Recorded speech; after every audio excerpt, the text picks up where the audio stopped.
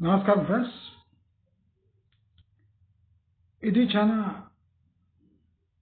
Critical information. Real ఎస్టేట్లో involve అయి ఉన్నవాళ్ళు, రియల్ ఎస్టేట్లో అడుగు పెట్టేవాళ్ళు, రియల్ ఎస్టేట్లో అసెట్స్ కొనేవాళ్ళు, అంటే ఇల్లు ప్లాట్స్ కొనేవాళ్ళు, అగ్రికల్చర్ ల్యాండ్స్ కొనే ఐడియా ఉన్నవాళ్ళు, వీళ్ళందరికీ ఈ ఇన్ఫర్మేషన్ ఒక మైలురాయి లాంటి ఇన్ఫర్మేషన్. మన ఛానల్లో ఆషామాషిగా ఏ విషయం చెప్పబడదు అని అందరికీ తెలుసు. ఇప్పుడు నేను చెప్పబోయే information total future of real estate in Telangana and around Hyderabad, ఇది ఎలా ఉండబోతుంది, ఇప్పుడు దొరుకుతున్న ఇన్ఫర్మేషన్, ఇప్పుడు లభిస్తున్న ఇన్ఫర్మేషన్ దేని వైపు సంకేతాలు పంపిస్తున్నాయి,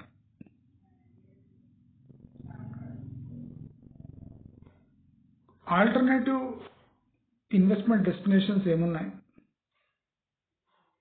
ప్రస్తుతానికి హైదరాబాద్ రియల్ ఎస్టేట్ పరిస్థితి ఎలా ఉంది అనే విభిన్న రకమైన ఇన్ఫర్మేషన్లు మన ఛానల్లో ఒక ప్లాట్ఫామ్ పై పెట్టి అనలైజ్ చేసి మీ ముందర పెట్టడం జరుగుతుంది. మనం 1.5 yearగా విత్ 98% అక్యురసీ రియల్ ఎస్టేట్లో ఫ్యూచర్ ఎలా ఉండబోతుంది అని కరెక్ట్గా ప్రిడిక్ట్ చేశాం. అదే పంథాలో ఇవాళ నేను షేర్ చేసుకోబోయే ఇన్ఫర్మేషన్ చాలా క్రిటికల్గా ఉంది. అదే జరుగుతుంది, ఖచ్చితంగా అదే జరుగుతుంది. మీ కళ్ళతోనే చూడవచ్చు. ప్రస్తుతం హైదరాబాద్ రియల్ ఎస్టేట్ పరిస్థితి ఎవరైనా అంచనా వేయచ్చు, అలాంటి స్థితిలో ఉంది. అంటే దాని అర్థం ఏమి? ఎవరైనా నో వాయిస్ అంటే అనుభవం లేని వ్యక్తి కూడా హైదరాబాద్ రియల్ ఎస్టేట్ గురించి అనర్గళంగా అర్ధగంట చెప్పొచ్చు. అది ఏం చెప్పొచ్చు? హైదరాబాద్ పరిస్థితి, రియల్ ఎస్టేట్ పరిస్థితి బాగోలేదు అని ఎవరైనా అర్ధగంట చెప్పొచ్చు. అంటే దాని అర్థం ఏమి? అంటే కొన్ని దశాబ్దాలుగా జరుగుతున్న ఈ మిస్ఇన్ఫర్మేషన్ కానివ్వండి, హిడెన్ ఇన్ఫర్మేషన్ కానివ్వండి, బహిర్గతమై కామన్ పీపుల్ కూడా అసలు హైదరాబాద్ రియల్ ఎస్టేట్లో ఏం జరుగుతుంది అనేది అవగాహనలోకి ఆటోమేటిక్గా వస్తుంది. కనుక ఎవరైనా అనర్గళంగా అర్ధగంట మాట్లాడే పరిస్థితులు వచ్చేసాయి. కానీ ఇదే ఒక 5-7 years back total positive atmosphere ఉండి రియల్ ఎస్టేట్లో మార్జిన్స్ పర్ ఇయర్ ఒక 30-40% ఉండి, కొన్ని చోట్ల 2 yearsకి ఒక 100% గ్రోత్ ఉండి, చిత్ర విచిత్రంగా ఉన్న గ్రోత్ ఆగకుండా సాగినందుకు మాట్లాడాలన్నా మాట రాని పరిస్థితి గత 7 ఏళ్లుగా మనం చూస్తున్నాం. కానీ ఇప్పుడు గత 6 నెలలుగా పరిస్థితి సడన్గా మారి ఎవరైనా మాట్లాడే స్థితికి హైదరాబాద్ రియల్ ఎస్టేట్ వచ్చేసింది. దాంట్లో ఆశ్చర్యమేం లేదు. ప్రాక్టికలీ హైదరాబాద్ రియల్ ఎస్టేట్ ఒక కరెక్ట్ మోడ్లో, కరెక్షన్ మోడ్ కాదు, ఇది కరెక్ట్ మోడ్లో ఉంది. కరెక్షన్ అనే విషయానికి వస్తే భయంకరమైన పతనం హైదరాబాద్ రియల్ ఎస్టేట్ చూడబోతుంది. దానికి పునాది రాళ్లు కాంగ్రెస్ గవర్నమెంట్ రాగానే పడ్డాయి. ప్రస్తుతం కాంగ్రెస్ గవర్నమెంట్ దిద్దుబాటు చర్యలకు చేపట్టిన 6 నెలల్లో జరిగిన విధ్వంసం, నెగటివ్ పబ్లిసిటీ, అదే కాకుండా నమ్మకం లేకపోవటం, నమ్మకం క్షీణించటం, పెద్ద రియల్ ఎస్టేట్ సంస్థలు కూడా మోసానికి పాల్పడటం, పెద్ద రియల్ ఎస్టేట్ సంస్థల్లో లక్షకు పైన కోట్ల అప్పులు ఉండిపోవటం, దూరం దూరం వరకు రియల్ ఎస్టేట్ స్థిరపడుతుంది అనే ఒక మాట వినిపించకపోవటం, ఇవన్నీ హైదరాబాద్ రియల్ ఎస్టేట్కి శాపంగా మారాయి. ఆ శాపము ఒక 10 ఏళ్ళు 15 ఏళ్ల వరకు ఉండవచ్చు అనే సంకేతాలు అందుతున్నాయి. నేను రియల్ ఎస్టేట్లో వ్యాపారం చేసే వాళ్లకు ఇది ఒక వార్నింగ్ సిగ్నల్గా నేను చెప్పదలుచుకున్నాను. రియల్ ఎస్టేట్లో త్వరగా అమ్మి ఎస్కేప్ రూట్స్ అన్ని మూసుకుపోయి ఇప్పుడు జెన్యున్ రేట్స్ తోని డిస్కౌంట్స్, అంటే 5 years బ్యాక్ ఏం రేట్స్ ఉండే దానిపై డిస్కౌంట్స్ ఇస్తే గాని సేల్స్ అయ్యే పరిస్థితి లేదు. 5 years బ్యాక్ ఏం రేట్ ఉండే దానిపై డిస్కౌంట్ ఇస్తే గాని ఇప్పుడు ప్లాట్స్, ఫ్లాట్స్, విల్లాస్ అమ్మే పరిస్థితి లేదు. రియల్ ఎస్టేట్లో ఉండి మీకు ఆ జ్ఞానం లేకపోతే మనం ఏం చేయలేం. కానీ పరిస్థితి అట్లొచ్చేసింది. అయితే రాబోయే 5 ఏళ్లలో హైదరాబాద్ రియల్ ఎస్టేట్ పరిస్థితి ఎలా ఉండబోతుంది, దానికి ఈ పతనానికి తోడ్పడే ఫ్యాక్టర్స్ ఏమి అని మనం గమనిస్తే,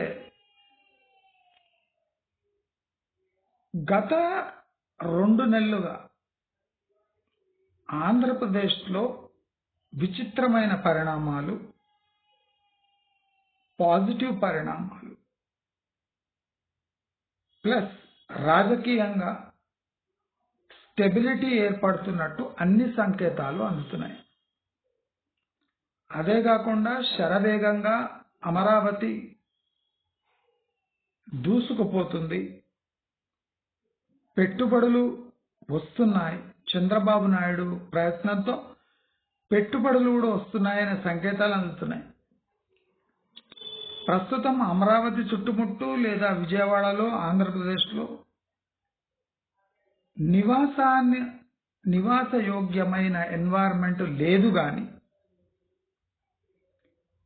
బిజినెస్ సెటప్ చేయడానికి అనువైన టైం వచ్చేసింది అని కొన్ని ఎకనామిక్ ఇండికేటర్స్ మనకు తెలియజేస్తున్నాయి. అంటే దీని అర్థం ఏమంటే బిజినెస్ సెటప్ అవుతున్నాయి అంటే అక్కడ నివాసానికి, ఎంప్లాయ్మెంట్కి ఒక ప్లాట్ఫామ్ ఏర్పడుతుంది అని అర్థం. మనం గత 2 నెలలుగా ఆంధ్రప్రదేశ్ని అబ్జర్వ్ చేస్తుంటే ఆంధ్రప్రదేశ్ ప్రతి నెల అట్లీస్ట్ ఒక 10 to 20% గుడ్ న్యూస్ రూపంలో ఇన్వెస్ట్మెంట్ కానివ్వండి, పాలసీ కానివ్వండి. వాళ్ళు మొన్ననే రియల్ ఎస్టేట్ పాలసీ ఒకటి విడుదల చేశారు హై రైజెస్ గురించి. హై రైజెస్ లేవు కానీ హై రైజెస్ పాలసీ ఒకటి డివైజ్ చేశారు. దాంట్లో ఎంతో వెసులుబాటు కలిగించారు. అంటే వాళ్ళ ఆశయం అంటే లాంగ్ టర్మ్, ఇప్పుడు ఎవరు కట్టినా అక్కడ ఇండిపెండెంట్ హౌసెస్, చిన్న స్టాండ్ అలోన్ అపార్ట్మెంట్స్ కట్టే అంత పాపులేషన్ ఉంది, కానీ హై రైజెస్ కట్టే అంత అవసరం ఇప్పుడు పడలేదు. కానీ వాళ్ళ పాలసీ డిక్లేర్ అయిపోయింది. క్లియర్ కట్ పాలసీతో, క్లియర్ కట్ రిజిస్ట్రేషన్ పాలసీతో, క్లియర్ కట్ డెవలప్మెంట్ అజెండాతో ముందుకు దూసుకెళ్తున్న ఆంధ్రప్రదేశ్ ఒకవైపు ఉంటే, అనిశ్చితితో, భయంతో రైతు బంధు, రైతు బీమా, రైతు భరోసా, రైతు రుణమాఫీతో మన తెలంగాణ దూసుకుపోతుంది. ప్రస్తుతం తెలంగాణలో చేపడుతున్న ఏ డెవలప్మెంట్ వర్క్ అయినా, metro, especially metro work totally loss making proposition. ఎక్కడ వీళ్ళు మెట్రో విస్తరించినా అది 50 ఏళ్ల వరకు వాళ్లకు నయా పైసా తెచ్చిపెట్టారు. నయా పైసా తెచ్చిపెట్టని మెట్రో ఎక్కువ సంవత్సరాలు కొనసాగదు అని అర్థం చేసుకునేవాళ్ళ. మూర్ఖులకు మనం ఏం చెప్పలేము. అర్థమైందా? అది లాభసాటిగా ఉంటే కానీ మెట్రో వర్క్ కాదు, అది రోడ్డు కాదు, అది ఒక మెట్రో సర్వీస్, అది ఒక కంటిన్యూస్ సర్వీస్, ట్రైన్ సర్వీస్. దాంట్లో ప్రతి నెల ఖర్చులు ఉంటాయి, మెయింటెనెన్స్ ఉంటుంది, ప్రతి గంటకు ఖర్చు అవుతుంది. ఆ గంటలో పెట్టిన ఖర్చు వాళ్ళు ఎల్లదీయాలి, లేకపోతే మెట్రోకి ప్రమాదం. అలాగే అవసరం లేని రీజనల్ రింగ్ రోడ్ కట్టి దాన్ని హైవేగా డిక్లేర్ చేపించి మేజర్ కాస్ట్ సెంట్రల్ గవర్నమెంట్ భరించిన ఆ రీజనల్ రింగ్ రోడ్ వల్ల తెలంగాణకు ఒరిగేదేం లేదు, హైదరాబాద్కు అసలే ఒరగకుండా రియల్ ఎస్టేట్ ప్రైసెస్ మొత్తం పతనమయ్యే సూచనలు క్లియర్ కట్గా కనిపిస్తున్నాయి. కనుక మనం తెలుసుకోవాల్సిన ఒక విషయం ఏముందంటే, ఇప్పుడు తెలంగాణ బ్యాక్ వెళ్తుంది.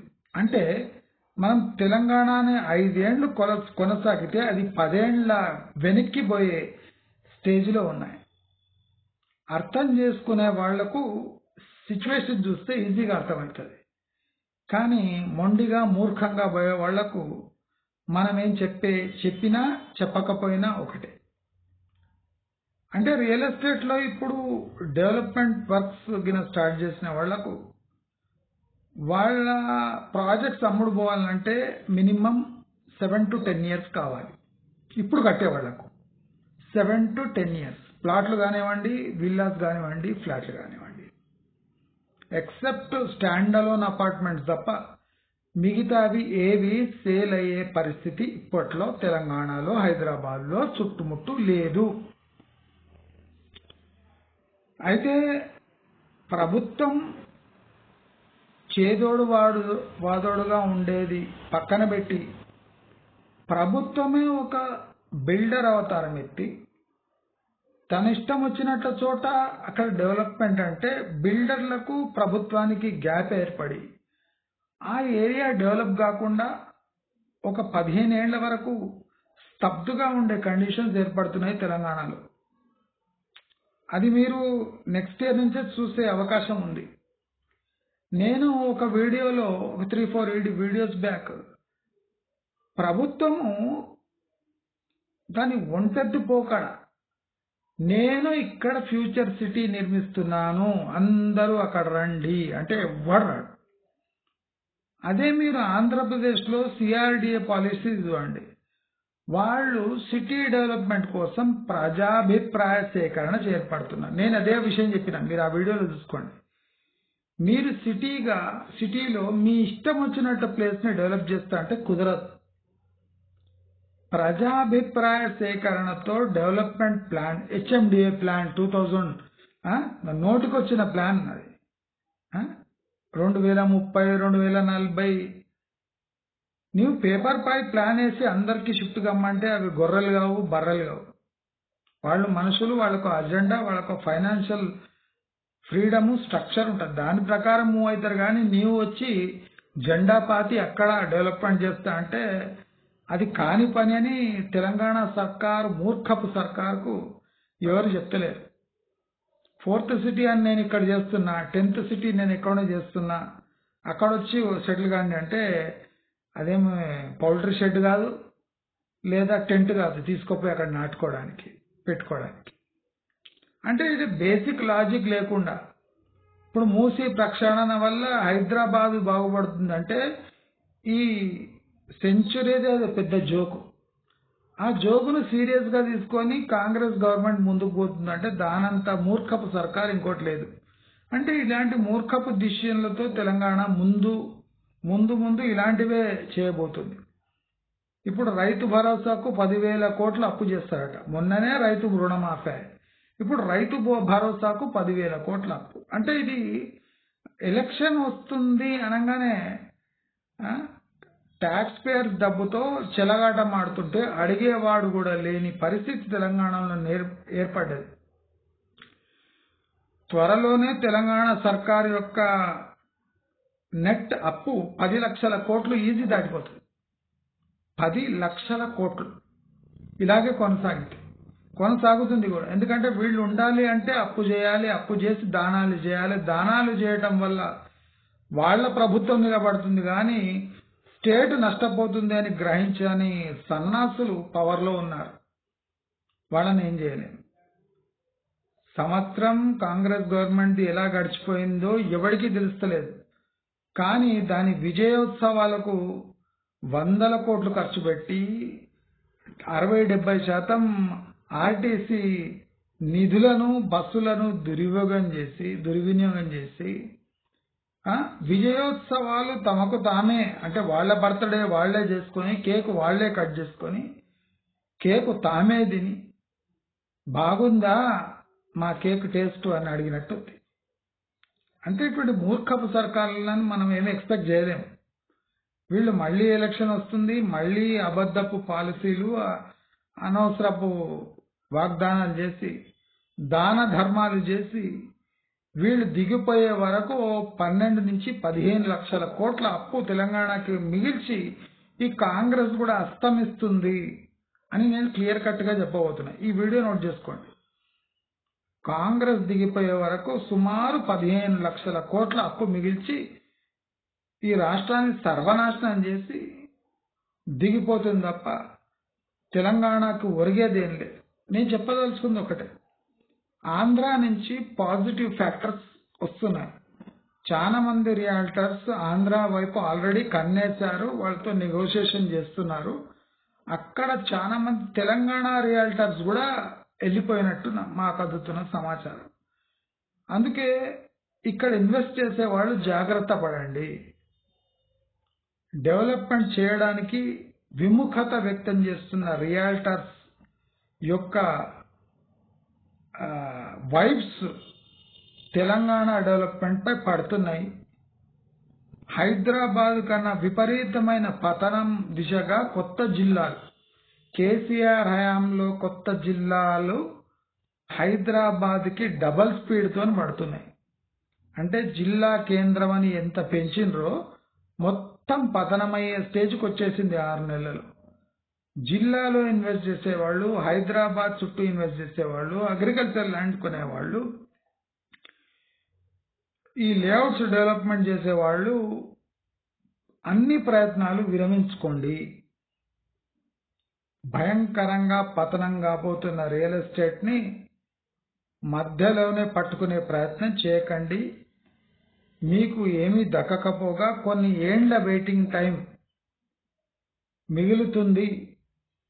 మీరు కొనే ప్రయత్నం, లేఅవుట్లు పెట్టే ప్రయత్నం లేదా హైరైజ్ కట్టే ప్రయత్నం, నా ప్రకారం స్టాండ్ అలోన్ ఫ్లాట్స్ తప్ప ఇండిపెండెంట్ హౌసెస్ కూడా కొనే పరిస్థితి ఇప్పుడు హైదరాబాదులో లేదు, ఫ్యూచర్ 5 years లో కూడా రాబోదు అని తెలియజేసుకుంటూ, ఏ పర్చేజ్ రియల్ ఎస్టేట్లో ఏ పర్చేజ్ చేసే డిసిషన్ కూడా మీరు కనీసం 1.5 సంవత్సరం లేదా 2 సంవత్సరాలు విరమించుకోండి, ఓపిక పెంచుకోండి, డబ్బు మిగిల్చుకోండి అని తెలియజేస్తూ, మీకు ఈ వీడియో నచ్చినట్టయితే లైక్, షేర్, సబ్స్క్రైబ్ చేసుకోండి.